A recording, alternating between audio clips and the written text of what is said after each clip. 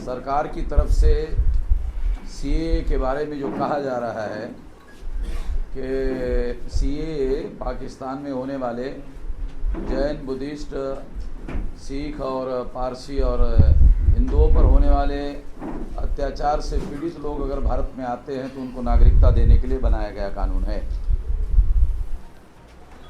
ये बात सही नहीं है। ये कानून इसलिए नहीं बनाया गया क्योंकि 2015 में 43,000 लोगों को मोदी ने नागरिकता दी।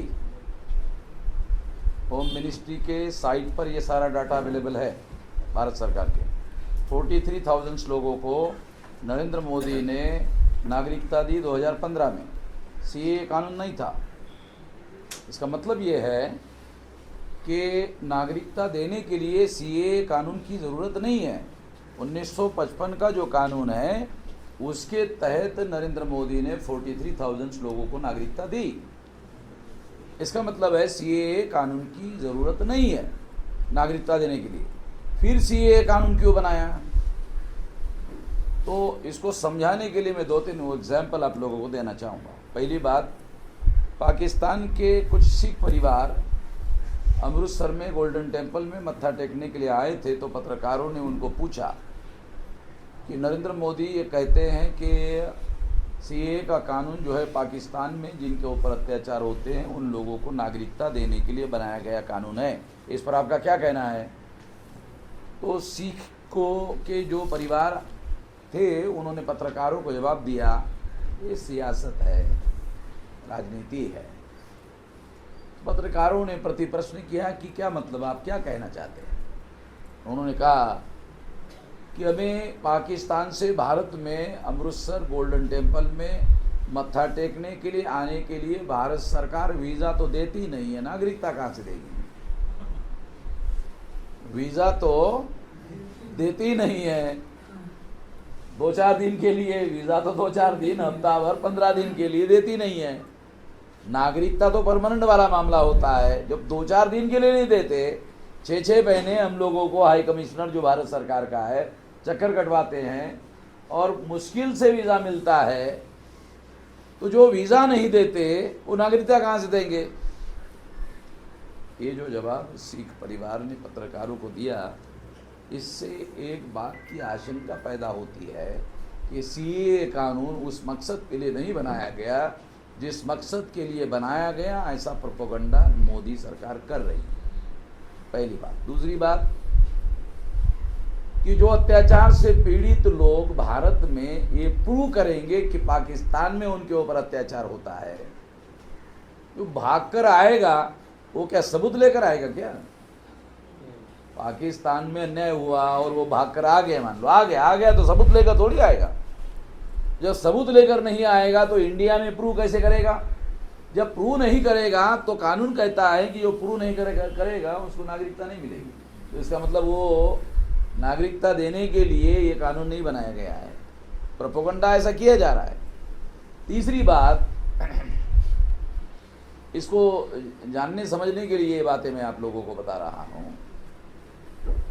तो 43,000 लोगों को जब उन लोगों ने सीए के बगैर ही मान्यता दी, तो इसका मतलब है सीए कानून की ज़रूरत नहीं थी।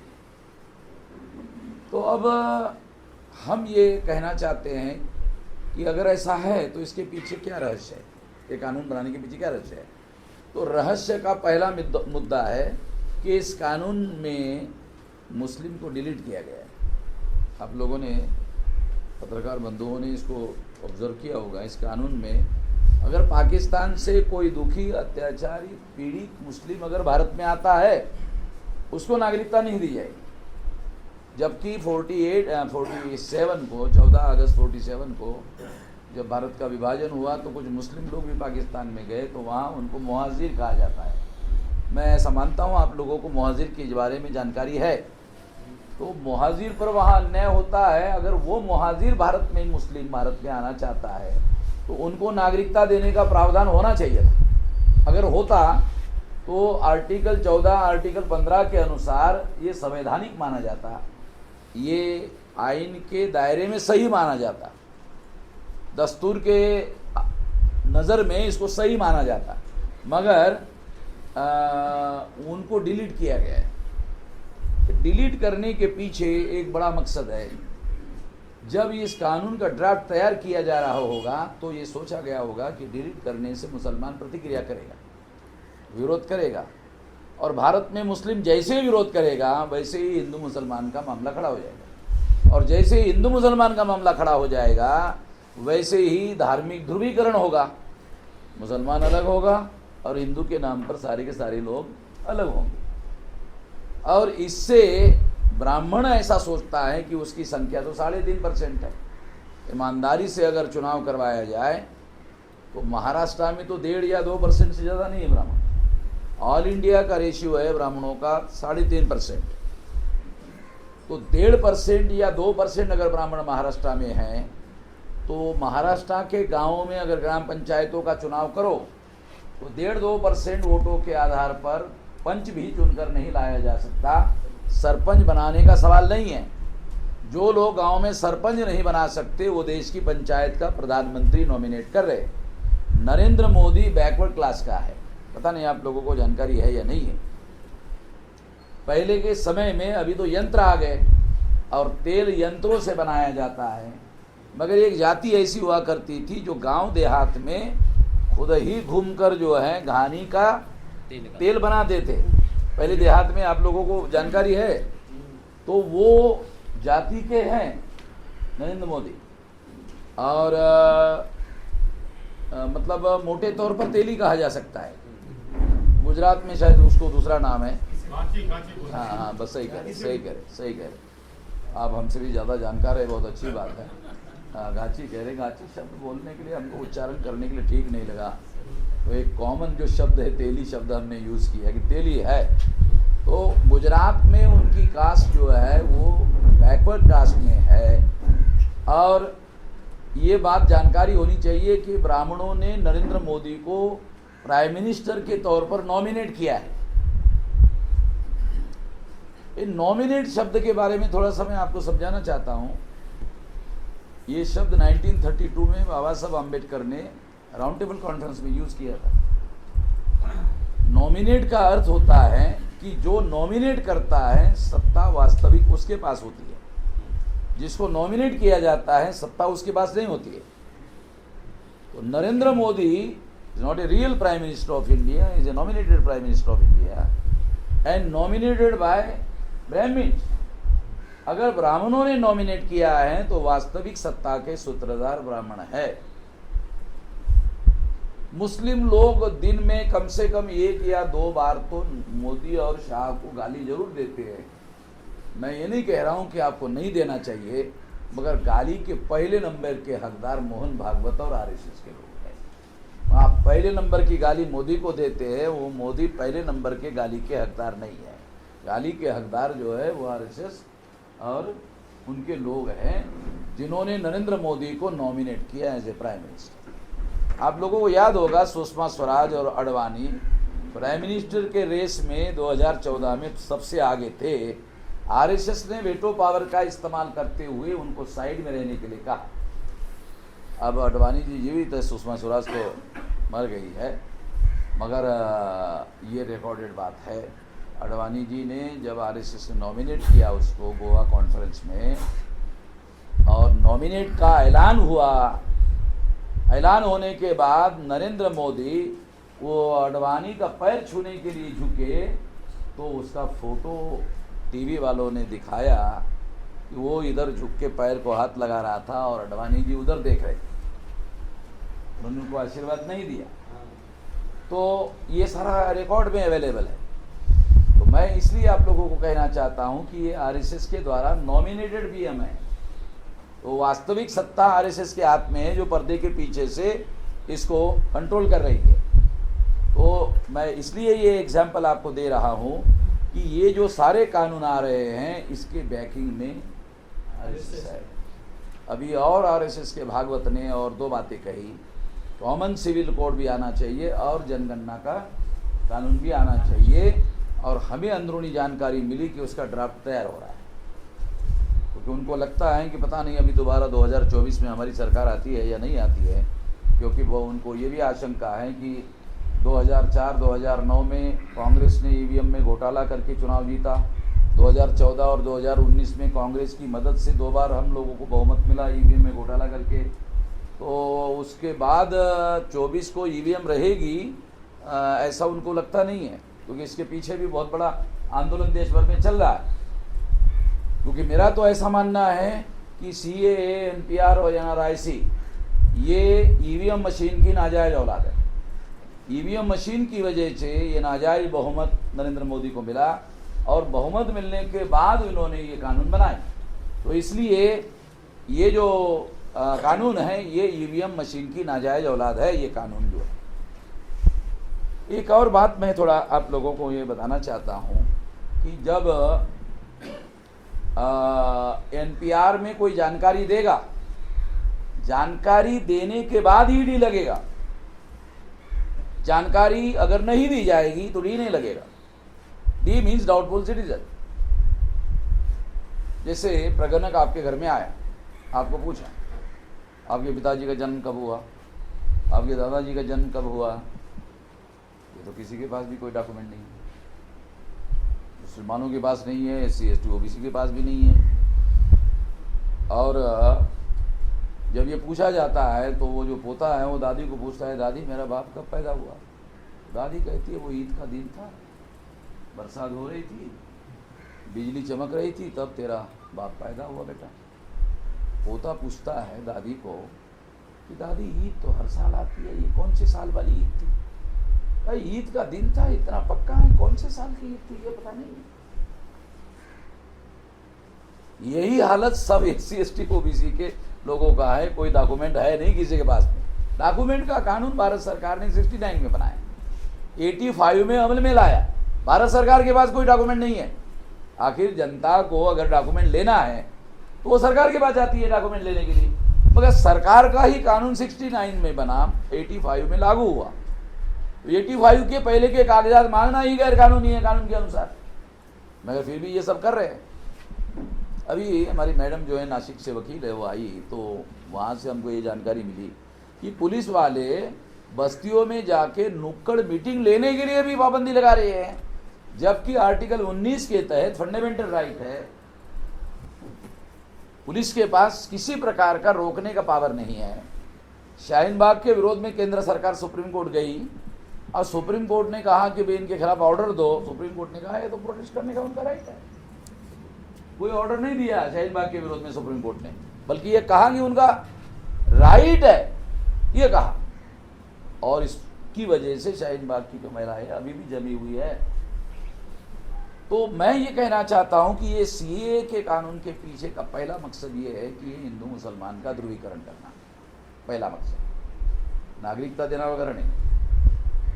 दूसरा, इससे धर्म के आधार पर विभाजन होगा तो देश में दोबारा देश के विभाजन के खतरे पैदा होंगे, क्योंकि ऐसे हालात यदि पैदा किए गए थे इस वजह से हुआ था। इसलिए ये एक बड़ा खतरा पैदा हो रहा है। तीसरी बात, जब पाकिस्तान के किसी दुखी आदमी को नागरिकता नहीं दी जाएगी तो फिर ये कानून बनाया किस लिए। तो जब एनपीआर के द्वारा जानकारी दी जाएगी उसके बाद उसको डी लगेगा, नहीं देंगे डी नहीं लगेगा, देंगे डी लगेगा। डी लगते ही नोटिस इशू होगी, नोटिस आपके घर में आएगी, आने के बाद आपको पूछा जाएगा आपको भारत में पैदा होने का सबूत देना होगा, डॉक्यूमेंट्री सबूत देना होगा। अगर आपने सबूत नहीं दिया आपको विदेशी घोषित किया जाएगा। मैं आपको क्रोनोलॉजिकल बता रहा हूँ, आपको विदेशी घोषित किया जाएगा। विदेशी घोषित करने के बाद आपको डिटेंशन कैंप में भेजा जाएगा। 2009 में पहला डिटेंशन कैंप कांग्रेस ने आसाम में बनाया, अभी बीजेपी वाले बना रहे हैं। आसाम में कांग्रेस की सरकार थी, दिल्ली में भी 9 में और आसाम में भी पहला डिटेंशन कांग्रेस ने बनाया। और ये इसलिए बनाया क्योंकि राजीव गांधी का आसाम गण परिषद के साथ जो समझौता हुआ था उस समझौते के तहत ऐसा किया गया था। बहुत सारी बातें लोगों को पता नहीं है और ये जानकारी छुपा के रखी गई, मगर अभी ये सारी बातें सामने आई है, डॉक्यूमेंट्री सामने आई है। तो मैं आप लोगों को जब वो डिटेंशन कैंप में भेज दिया जाएगा 1 साल 2 साल 4 साल 5 साल जब आदमी उधर रहेगा, परेशान हो जाएगा, तो फिर आरएसएस के आदमी को वहाँ सेवा करने के नाम पर भेजा जाएगा, और भेजने के बाद वो आदमी डिटेंशन कैंप के आदमी को बोलेगा काहे को परेशान हो रहे हो भाई, एक सिंपल एक कागज में लिखो अपने हस्ताक्षर में कि मैं हिंदू बनने के लिए तैयार हूं, आपको नागरिकता मिल जाएगी। एक काल्पनिक नहीं कह रहा अभी बात। सीए का कानून बांग्लादेश, पाकिस्तान, अफगानिस्तान से आए हुए लोगों को नागरिकता देने के लिए नहीं बनाया गया। ये जब वो पहले विदेशी घोषित होगा, पाकिस्तान का विदेशी नहीं, भारत का कागज के अभाव में विदेशी घोषित होगा, उस विदेशी को नागरिकता देने के लिए सीए कानून बनाया गया। ये बारीकियां समझना बहुत ज्यादा जरूरी है। तो आपके नागरिकता देंगे भी तो वो उसकी शर्त होगी, क्योंकि शाहीन बाग में जब ये आंदोलन चल रहा था तो सोशल मीडिया में ये पोस्ट वायरल हो रही थी महिलाओं के रेफरेंस में। वो पोस्ट में ये लिखा था काहे को मतलब शाहीन बाग में प्रोटेस्ट करने के लिए बैठी हुई, अपने को हिंदू घोषित करो, नागरिकता ले लो, खत्म करो। ये पोस्ट सोशल मीडिया आपको दिखाया था कि उसका मतलब मैं जो आपको बता रहा हूँ काल्पनिक बातें नहीं है। और जो हेस्टी तरीका सरकार ने अपनाया, जल्दबाजी का तरीका अपनाया, ज़बरदस्ती का तरीका अपनाया, जानकारी छुपाने का तरीका अपनाया। आमतौर पे सरकार को जानकारी देकर के काम करना चाहिए, जागृत करके काम करना चाहिए, बल्कि वो जानकारी छुपा रहे हैं कि एनपीआर से क्या होगा। मैं इवन पार्लियामेंट में होम मिनिस्टर ने जो बयान दिया, वो बयान जो देश में आंदोलन चल रहा उसका दबाव उनके ऊपर है, इस दबाव के तहत दिया, मगर दबाव के तहत देने के बाद भी गुमराह किया। तो कहा कि हमने तो किसी को कागज मांगा ही नहीं, एनपीआर में किसी को भी कागज नहीं मांगा जाएगा, शुरू से कागज नहीं मांगा जाएगा, जानकारी मांगी जाएगी। देखो जानकारी मांगी, जानकारी कागज में प्रगणक लिखेगा, लिखने के बाद जिसने जानकारी दी उसको पढ़ाया जाएगा। देखो जो तुमने जानकारी दी वही लिखा है, मैंने बताया वही लिखा है, अच्छा आपने बताया वही लिखा है, हाँ साइन करो। अब आदमी ये बोलेगा कि सर मैंने ही बताया हुई जानकारी ये कागज में लिखा हुआ है और मुझे बोला जा रहा है कि मैंने ये जानकारी दी, इसके लिए साइन करो। कोई आदमी विरोध तो करेगा नहीं, ये मेरी जानकारी लिखी हुई है, मेरी बताई हुई है वो जानकारी, तो फिर उस पर वो साइन कर देगा। साइन करते ही कोर्ट ऑफ लॉ में आपके खिलाफ एविडेंस हो गया, आपका साइन क्या है, आपने जानकारी दी, एविडेंस हो गया। साइन करते ही एविडेंस हो गया। अब उसके आधार पर तहसील ऑफिस पे डी लगेगा, डी लगते ही नोटिस इशू होगा, नोटिस इशू होते ही डॉक्यूमेंट मांगा जाएगा। डॉक्यूमेंट एनपीआर के इशू में नहीं मांगा जाएगा, डी लगने के बाद डॉक्यूमेंट मांगा जाएगा। डॉक्यूमेंट जिसके पास नहीं होगा उसको विदेशी घोषित किया जाएगा। विदेशी घोषित करने के बाद डिटेंशन कैंप में भेजा जाएगा। बांग्लादेश की प्रधानमंत्री ने कहा प्रूव करो ये बांग्लादेश से आए हैं, सबको लेने के तैयार है।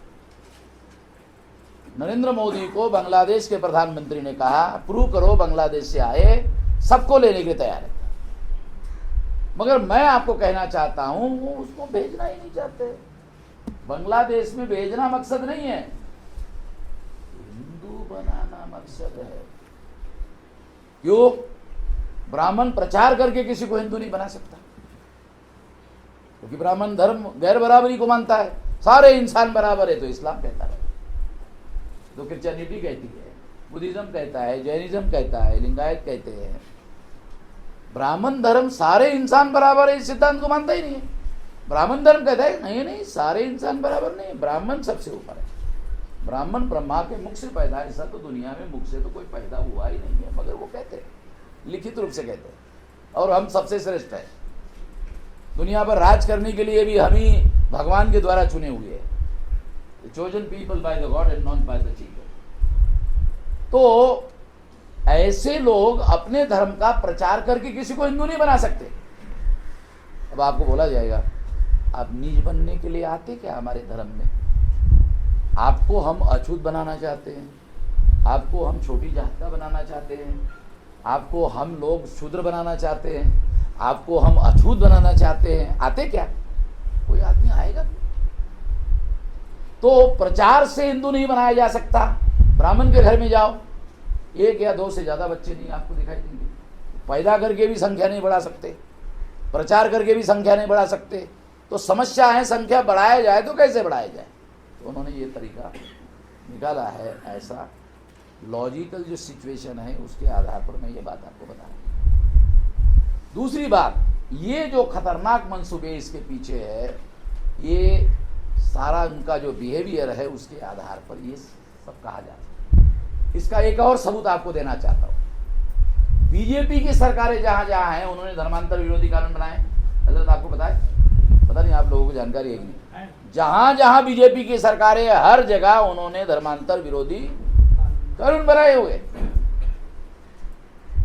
मेरा दूसरा कहना है, क्या कहना है? SC ST OBC हिंदू ही नहीं है। मैंने पूना में बड़ी सभा ली और सवाल लेकर मैंने कहा, भागवत जी कौन से धर्म ग्रंथ में हम SC ST OBC के लोग हिंदू है, जरा हमें बताओ।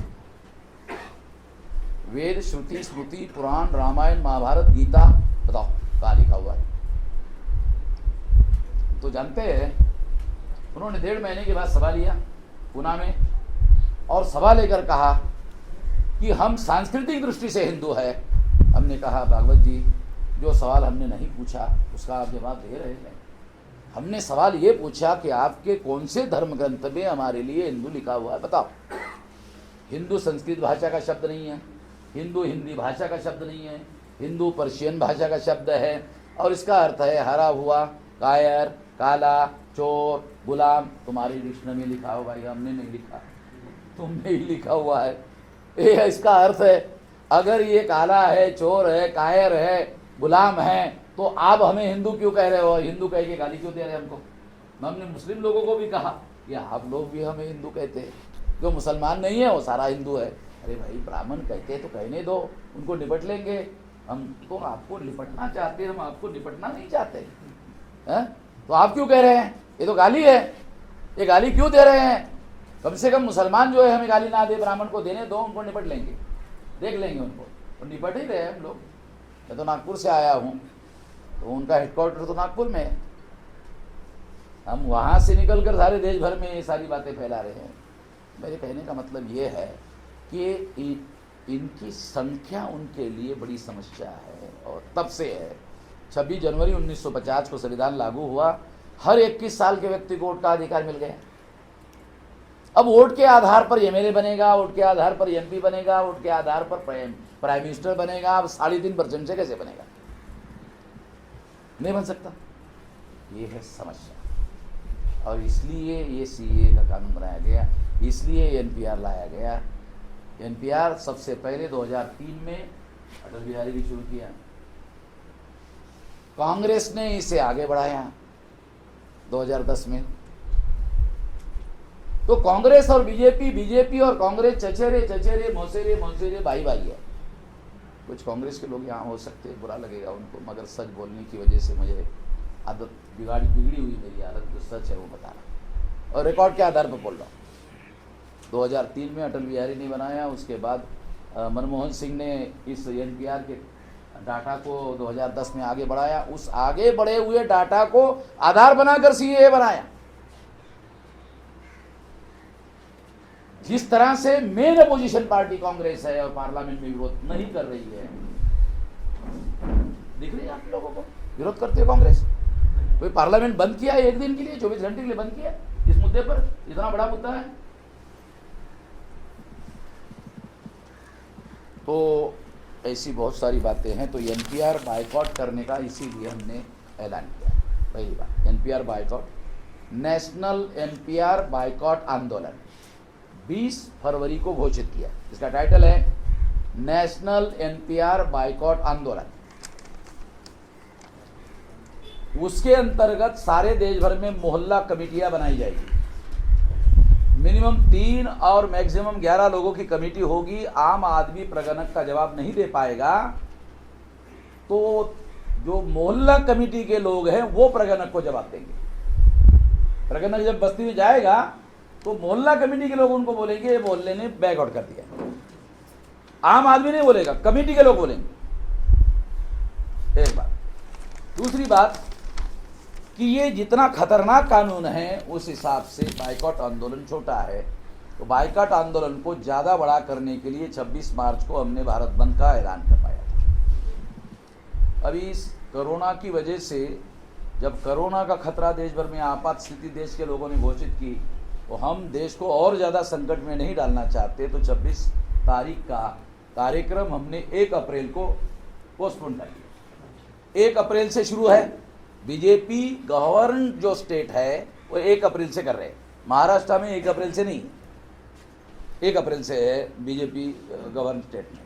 तो हमने 1 अप्रैल से भारत बंद, दूसरी तारीख फिक्स की है, 1 अप्रैल से भारत बंद होगा। और ये भारत बंद इतना बड़ा होना चाहिए कि जो गूंगे बहरे नरेंद्र मोदी और अमित शाह है उनके कान के पर्दे फटना चाहिए, उनको लगना चाहिए कि सारा भारत इसके खिलाफ में है।